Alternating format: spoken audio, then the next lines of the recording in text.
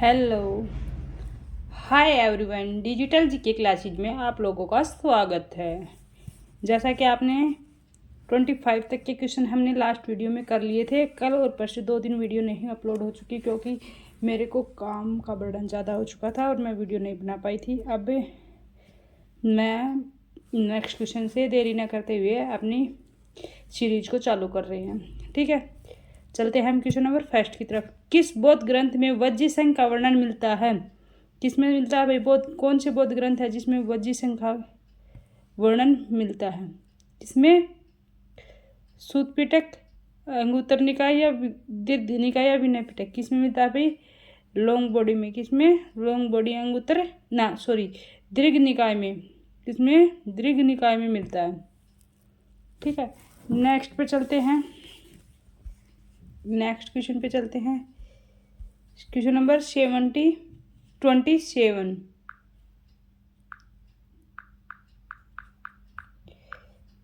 चलते हैं। निम्न में से सही सम्मिलित नहीं है। कौन सा सही नहीं है जो इससे मेल नहीं खाता? बताइए भाई। कुरु का क्या आएगा? इंद्रप्रस्थ।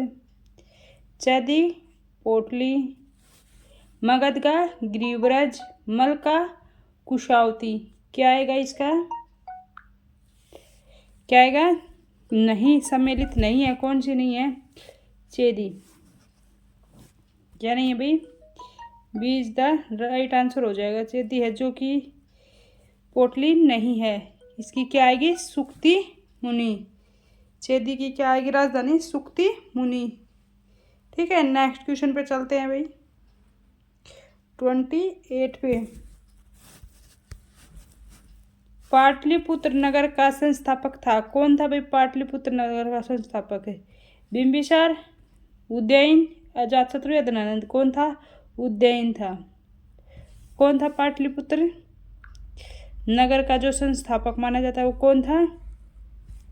अरे पाटलिपुत्र का जो कौन से स्थान पर था? जो गंगा और सोन नदी के संगम पर बसा हुआ था, जो पाटलिपुत्र नगर था वो।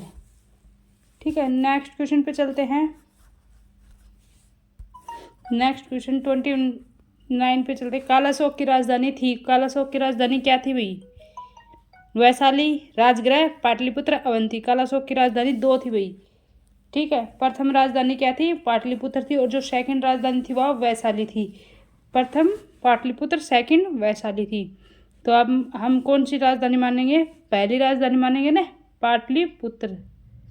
ठीक, नेक्स्ट पे चलते हैं। निम्न में से किसे संरक्षात्मक अर्थात क्षत्रियों को नाश करने वाला कहा जाता है? किसे कहा जाता है भाई क्षत्रियों को नाश करने वाला? किसे कहा जाता है? महापद्मानंद को। किसे कहा जाता है? महापद्मानंद को कहा जाता है। ए इज द राइट आंसर हो जाएगा इसका। नेक्स्ट क्वेश्चन पर चलते हैं। सिकंदर कहाँ का शासक था? सिकंदर किसका शासक था? मकदुनिया का शासक था। ठीक, सिकंदर कहाँ का शासक था? मकदुनिया का शासक था। 31 क्वेश्चन का option number A is the right answer हो जाएगा। क्या हो जाएगा? ए इज द राइट आंसर हो जाएगा। कहा था? मकदुनिया का। बेबीलोन में उसकी क्या हुई थी भाई? मृत्यु हुई थी बेबीलोन में। सिकंदर की मृत्यु कहाँ हुई थी? बेबीलोन में हुई थी। कितनी? 323 BC। नेक्स्ट क्वेश्चन पे चलते हैं। किस शासक ने एक छत्रक की उपाधि धारण की थी? किसने की थी एक छत्रक की उपाधि धारण? किस शासक ने एक छत्रक की उपाधि धारण की थी? किसने की थी भाई? महापद्मानंद ने। किसने की थी? महापद्मानंद ने। एक छत्रक की उपाधि किसने धारण की थी? महापद्मानंद ने। नेक्स्ट क्वेश्चन पे चलते हैं। निम्न में से कौन सी सही सम्मिलित नहीं है? कौन सा नहीं है भाई सही सम्मिलित है? ठीक, वत्स की राजधानी क्या थी? वैशाली। ये तो सही है भाई। गंधार की राजधानी मथुरा नहीं थी भाई। सूरसेन और तक्षशिला थी। 2 थी गंधार की राजधानी, सूरसेन और तक्षशिला। मथुरा किसकी राजधानी थी? सूरसेन की राजधानी मथुरा थी और जो तक्षशिला थी वो गंधार की राजधानी थी। ठीक, कंबोज का थी अटक और कुरु था इंद्रप्रस्थ। मतलब गांधार की राजधानी तक्षशिला थी। ये रॉन्ग हो जाएगा। B is the right answer हो जाएगा इसका। और सूरसेन की राजधानी मथुरा थी। नेक्स्ट क्वेश्चन पे चलते हैं।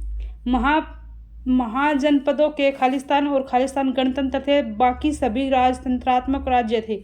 बाकी सभी क्या थे? राजतंत्रात्मक राज्य थे। जो महाजनपद थे वो क्या थे? वज्जी और मल के गणतंत्र थे, वज्जी और मल, ठीक है। और सब क्या थे? राजतंत्रात्मक थे। वज्जी और मल थे जो कि गणतंत्र थे। ए इज द राइट आंसर हो जाएगा। नेक्स्ट क्वेश्चन पे चलते हैं। सबसे पुराने सिक्के कौन से थे? सबसे पुराने सिक्के सोने के सिक्के थे, उलूक सली के सिक्के थे, आज सिक्के थे, चांदी के सिक्के थे। कौन से सिक्के थे जो सबसे पुराने सिक्के थे? कौन से थे सबसे पुराने सिक्के? हाथ सिक्के कौन से थे? पंचमार्क, स्ट्रक मार्क नहीं आएगा भाई, पंचमार्क सिक्के थे, हाथ सिक्के थे जो 500 बीसी पूर्व चले थे।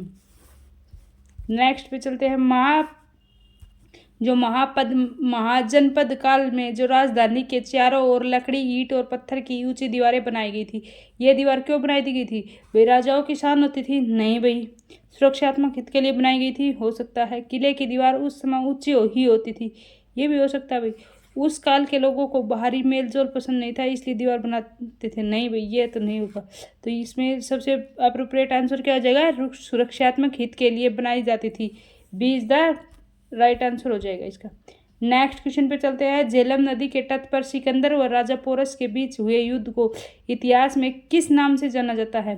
यानी कि जो झेलम नदी के तट पर सिकंदर और पोरस के बीच में जो युद्ध हुआ था उसमें किस नाम से जाना जाता था? झेलम का पुराना नाम क्या था? वितस्ता नदी है, तो उसे किस नाम से पुकारा जाएगा? वितस्ता नदी या हाइडेस्पीज युद्ध? वितस्ता नदी या हाइडेस्पीज युद्ध, ठीक है।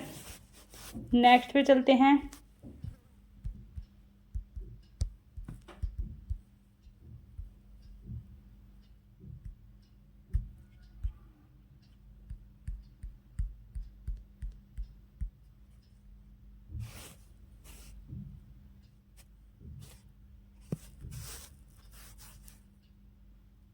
विज्ञान की शिक्षिका महाजनपद काल में जो मौजूद कर प्रणाली से विद्यार्थियों को अवगत कराती है और उन्हें अतीत में जाकर उस समय में जीवन का जायजा लेने की कल्पना करने की कहानी कहती है।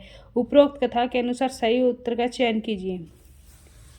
ये भी पैडालॉजिकल है। विद्यार्थियों को इससे बोध होगा कि इतिहास सिर्फ राजनीतिक घटनाओं के विषय में नहीं बल्कि समाज में हो रहे चीज़ के बारे में भी है। ये तो सही है भाई।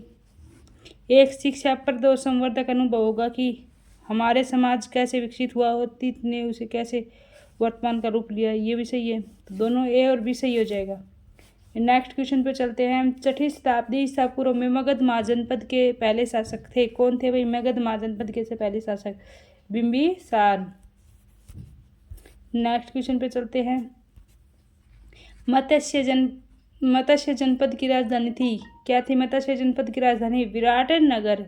मत्स्य जनपद की राजधानी क्या थी? विराटनगर थी भाई।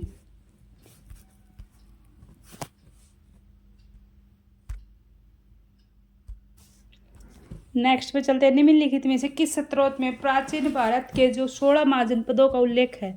16 महाजनपदों का उल्लेख किसमें है भाई? अंगुत्तर निकाय में।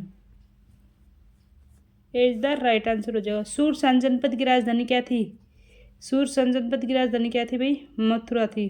द कैपिटल ऑफ सूरसन की क्या थी? मथुरा। निम्नलिखित में से कौन सा क्षेत्र प्राचीन काल में मगध के नाम से जाना जाता था? पुराने समय में मगध के नाम से कौन सा क्षेत्र जाना जाता था भाई? मगध। गंगा का जो दक्षिणी क्षेत्र था वो किसके नाम से जाता था? मगध के नाम से जाना जाता था, साउथ ऑफ गंगा। नेक्स्ट पे चलते हैं। Question number 47। किस काल में कर प्रथा का विशिष्ट महत्व था? कर प्रथा का विशिष्ट महत्व कब था? महाजनपद काल में। कौन से में? महाजनपद काल में, ठीक। रेगुलर टैक्स लिया जाता था महाजनपद काल में। उज्जैन नगरी बसी थी, कहाँ पे बसी थी? शिप्रा के किनारे। कौन से? उज्जैन कहाँ बसी थी भाई? शिप्रा नदी के किनारे। D is the right answer हो जाएगा। शिप्रा नदी के किनारे उज्जैन बसा हुआ था, ठीक। भारत में सर्वप्रथम किस क्षेत्र में राज्य प्रणाली का उदय हुआ? कौन से क्षेत्र में राज्य प्रणाली का उदय हुआ था? गंगा यमुना दोआब में। किसमें? गंगा यमुना दोआब में राज्य प्रणाली का उदय हुआ था। नेक्स्ट पे चलते हैं।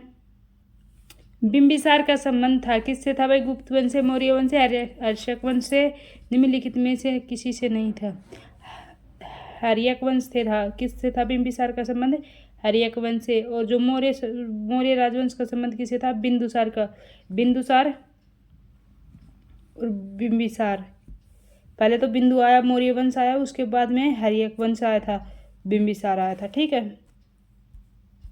सिकंदर ने किसके शासनकाल में भारत पर आक्रमण किया था? किसके शासनकाल में भारत पर आक्रमण किया था भाई? धनानंद के शासनकाल में। किसके में? धनानंद के शासनकाल में भारत पर आक्रमण किया था।